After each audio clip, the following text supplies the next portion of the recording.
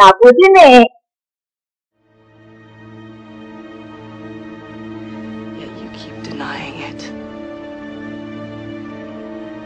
Is that because you're scared to accept those consequences? Scared of the Shuhada? You are just like my mom. Oh, ang taray, diba? Mostly, ganito ang nagsaya. Marami kayo isip ng tao. Narinig nila sa isang loob. Pero hindi porket angas ka, magsabi ng ganito. Objection. Sustained. Why didn't you tell him the most important thing, Detective Curtis?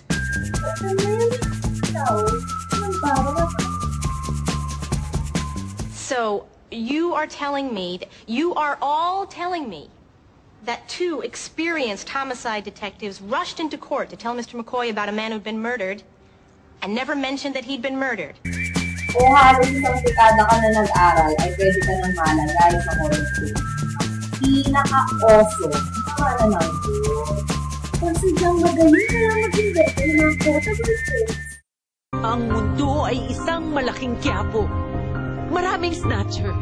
Maaagawan ka, lumabang ka. Wala yung mga yan, hindi mo makakabag. Kapundak ba? Kaya sa pag-ibig tunay na malamang ay... You can't handle the truth! Pwede magtanong? Anong tingin mo? Tingin mo ba meron tayong karapatan ngayon sa malayang pagpapahayag? Pinakamalalang media killing daw sa kasaysayan ng pamamahayag sa Pilipinas ang naganap na massacre sa Maguindanao kahapon. Ang pait ng malagasan ng 12 kasamahan, sapat para maluha sa galit ang ilang media dito sa Maynila. I want to break free!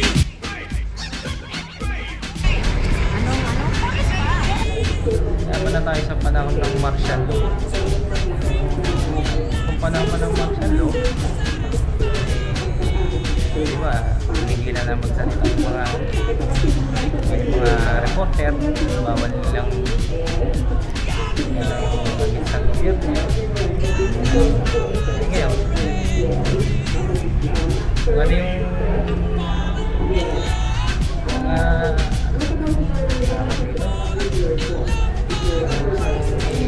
pati gusto, mabuting sasabihin na ano. Ang martial law, nakabuti sa taong bayan. Tama o mali? Pindot?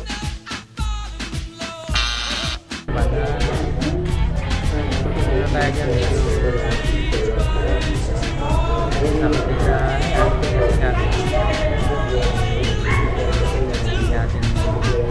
alam mo yun yung mga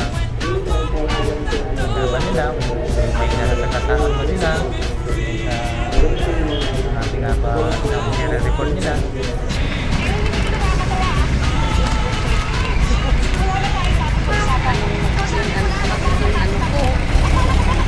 Bakit nga ba laging pag-oras may namamahay? Yung mga mamamahayag, bakit kailangan nila patayin? Ayaw siguro nilang mga tinatago nila. Kaya siyempre, kaya sila pinapapatay. Kung may tinatamaan silang na kaya pinapapatay yung mga mamahayag. Tingin niyo po ba mali yun, ate? Doon sa tinatamaan, sa kanila mali. Kung sa atin naman na hindi dapat lang ipahayag para malaman kung anong mga tinatago nilang kapupan. You don't have to answer that question. I'll answer the question. You want answers? I think I'm entitled. You want answers? I want the truth! Patay ng mga mamahayag dito sa sobrang nakakatakot din. It means na wala tayong pag-aalam sa freedom of speech. And kaya nga tayo may freedom of speech para malaman natin yung ano yung meron, kung anong nandyan, kung anong information yung dapat malaman natin. Regardless kung may nasasaktan or hindi, or regardless kung in favor to someone or hindi. Just as long as it is information, it is the right of everyone to have that information. So yung pagpatay ng mga mamahayag na saying those information or giving us those information. Libel? Libel?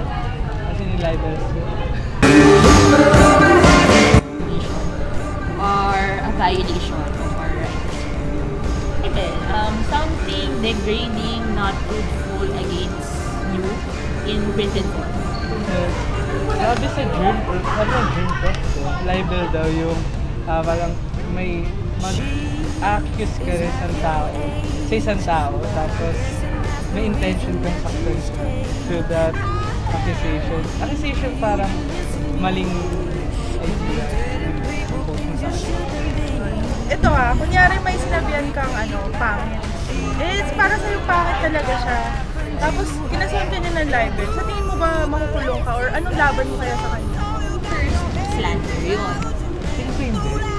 Kasi una-una, di ba? Pag may libel, alam siya para makasira ng identity niya. Tapos isa pa, yung legal grounds niya na about ayun nga, yung makasakit. So, yung sinabi ko naman sa kanya is, as a thought, free country tayo.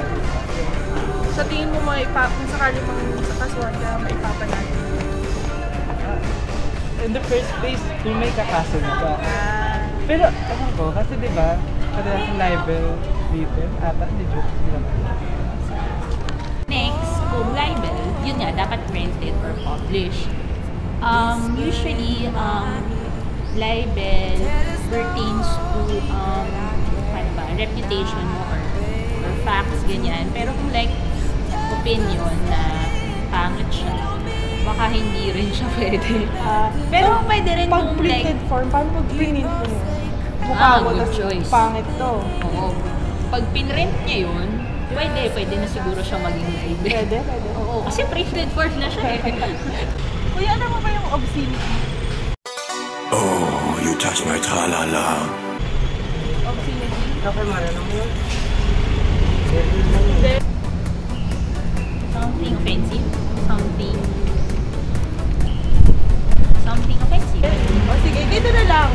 Kailan mo masasabing bastos ang napapanood mo? Napanood ka na lang, malaswa. Malaswa? Oo. Ano pa po? Pangit ang mga bata. Actually, mahirap yan kasi very subjective yan. Kasi first, depends kung anong value system mo. Kung medyo conservative ka or hindi. Usually, yung standard is kung ano yung value system ng isang society, isang community, para ma-determine kung gaano or hanggang saan yung bastos or hanggang saan yung pwede. Pero we have a right kasi to freedom to speech na pwede kang mag-express ng ano mo. Kasi lang syempre lahat may borderline, lahat may stand. So yun. Bata yun. O ikaw, Netflix yun. Ikaw, tinatang pa rin. Pero niya bakit ako? Pamulong ka rin. Oo nga. Kami nakakwento. Ay, si Pomenda. Kasi sinunod kanina. Ang una nga ba sa pag-ibisang tunay ng Mananggol ay naintindihan sila at naintindihan